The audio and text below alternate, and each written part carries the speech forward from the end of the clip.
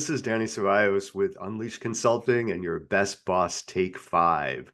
This is our last take five for the year, so we want to make it extra special for you. Something super valuable, super important, something I've been doing for at least the last 7 or 8 years, which is to pause at the end of the year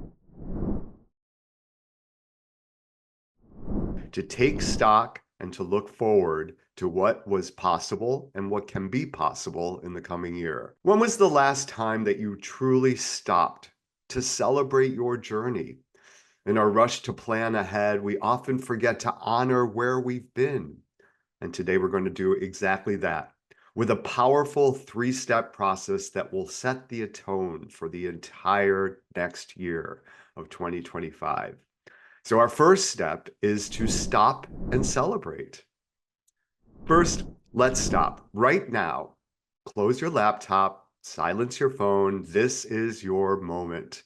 Pull up your calendar from last year, your photos, your social media highlights. Now, when you've done that, grab a pen and paper, and we're going to do something radical together. We're going to brag.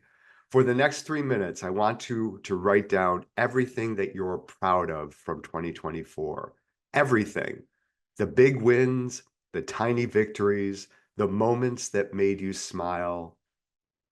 Don't edit. Don't judge. Just let it flow. Remember that promotion you fought for? Write it down. Remember the day that you finally started therapy?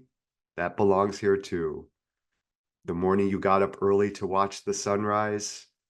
Yes, even that. Everything, everything.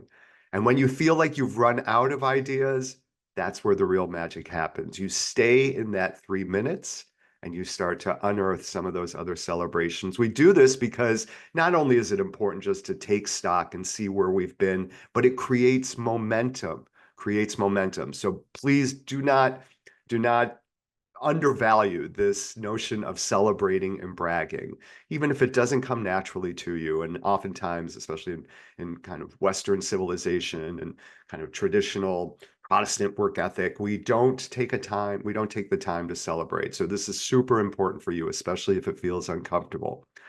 Secondly, once you've done that, we want to look for patterns. So let's look deeper at what you wrote down. Great leaders know that patterns tell stories. In 2024, what word kept showing up in your life? What theme naturally emerged? Maybe it's something that actually worked for you, or something that you look at this and you look at everything that you wrote down and you recognize that there's something that is pulling you, not pushing you, but pulling you forward, a theme, a word, a short phrase.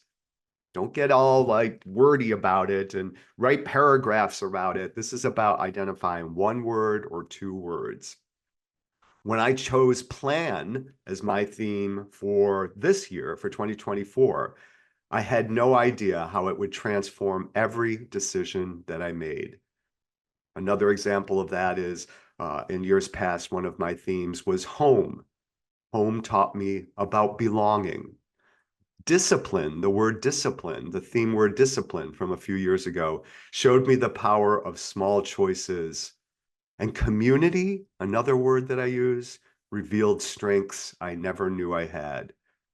Your theme isn't just a word, it's your compass for the year ahead. It's the lens through which you view every challenge, every opportunity, every crossroads. And I'm very serious about this. I remember thinking about what I was going to be making for dinner one night. This was a few years ago. And I thought, well, my theme word is community. And community actually helped me to think of some ways of having dinner plans that actually part of that was to create community.